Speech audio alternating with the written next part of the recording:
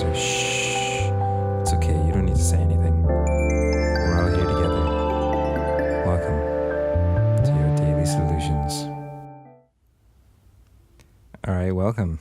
To your daily solutions. My name's Ashkan. And this is Graham over here. And we got a question for you today, which is, my biggest question is whether or not there is a market for this in my area. Not really sure how to gauge the demand. The old market demand gauge, as they call it in the business. Yeah, it's a tricky one. Yeah. So fortunately, there's a lot of different ways to go about this. Mm-hmm. And the other good news is that so far, if you don't already have float centers in your area, there's probably going to be a demand for it. Yeah, at least in a place like the U.S., Canada, Australia, things like that, where there's been a lot of press. There's been a lot of float centers opening up in big cities. There's been kind of a decent raise in awareness in the last, 3 to 5 years, something like that.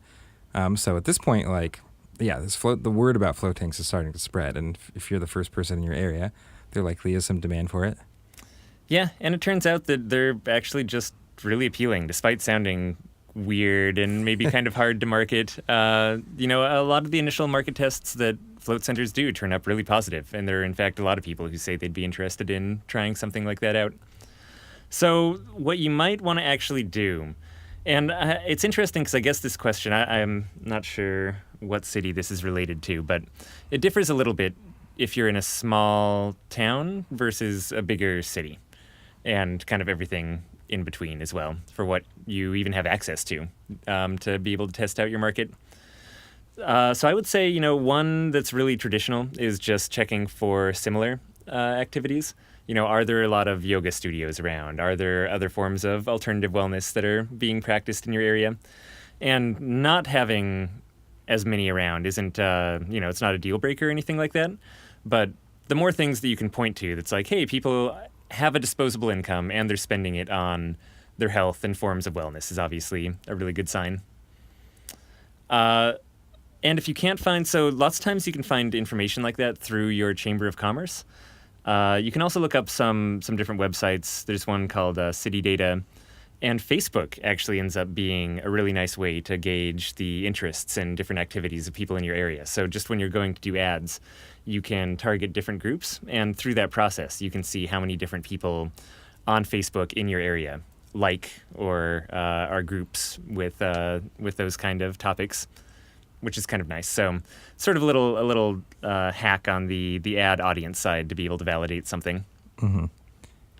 I mean, I suppose you could even run some ads for float tanks and see what sort of interest that actually garners without having to open up a center. Yep, for sure. So if there's, if there aren't any float centers in your area already, then just taking out general ads, putting up a website, seeing what you can do, gauging interest, like Ashkan said, is great. If there are other float centers, you can even do what we did as Float On when we were starting up, which is pair up with one of the existing centers and see if you can't sell floats to their center yourself as kind of an indication that you're able to market floating successfully and get people interested in it and actually get the people you're talking to not only say that they'd go float, but to actually bite the bullet and pay for one.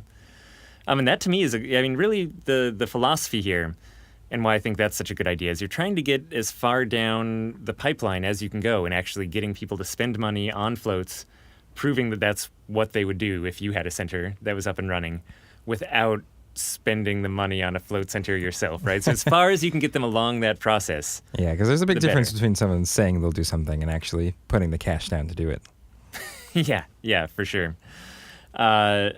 Just in general, too. It's one of those, for some reason in a lot of business classes, especially high school and undergraduate, they have you kind of do market surveys and fill out these paper questionnaires that you give around to people for your business ideas to assess interest in them. And just time and again in psychological studies, people's answers to questionnaires like that, especially if you're personally standing in front of them and they know they're filling out a questionnaire about your business idea, are just going to be skewed, right? Like, people feel awkward. They don't just want to say your idea is crap. Yeah. And even if they do think it's an awesome idea, we're just terrible at knowing ourselves. So if you're filling out a questionnaire and it's like, would you go float? That means so much less than them actually giving you an email address to join a mailing list, Or better than that, again, actually paying money for a float, just not at your center because you don't have one yet. Other ways to gauge demand in the area. I mean, this goes just a step further than doing that, selling floats to someone else's float center, but stops short of opening your own float center, which is get a float tank in your house.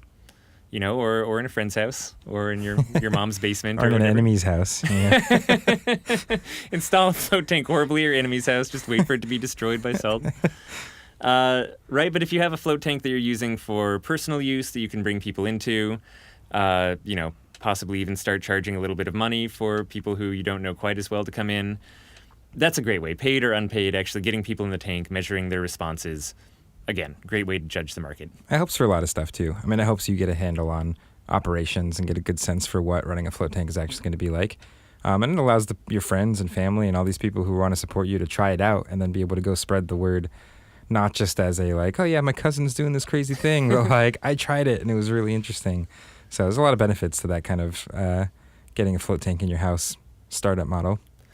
Yeah, and another one is just that the used tank market right now is pretty good. If you're trying to sell a used tank, there's more people out there looking for used float tanks than there are used float tanks on the market. Mm-hmm. So if you do get a float tank in your house, you decide eventually this isn't for you don't want to open up a center, you can always resell it and get a pretty good value on it. So it's not although the cost is high, it's much less than starting a center, and there's actually a good chance that you recoup that even if you don't push forward with your plans. Other ways to gauge, this sounds silly, and it's along the lines, I guess, of a survey or something, but in a very informal sense, just talking to people and getting a sense for how excited they get.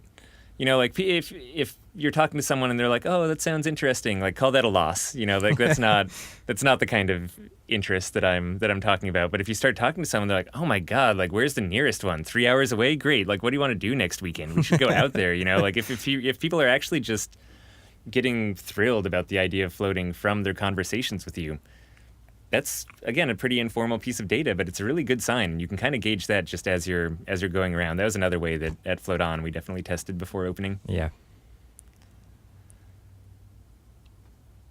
All right, anything else to add? I'm trying to gauge your excitement for this question right now, and I'm not... Cool. No, I think all of those are good. Again, the biggest thing is just don't trust something that someone blindly puts down. Try to get some kind of commitment, whether it's having them put their name down, saying they will float once you open up, giving you their email address to join a mailing list, or in an ideal situation, actually having money exchange hands for them getting a float, and having that be the proof of concept that you are able to do. If you have any more questions for us, go to floatanksolutions.com/podcast. All right. I'll talk to you guys later. Bye.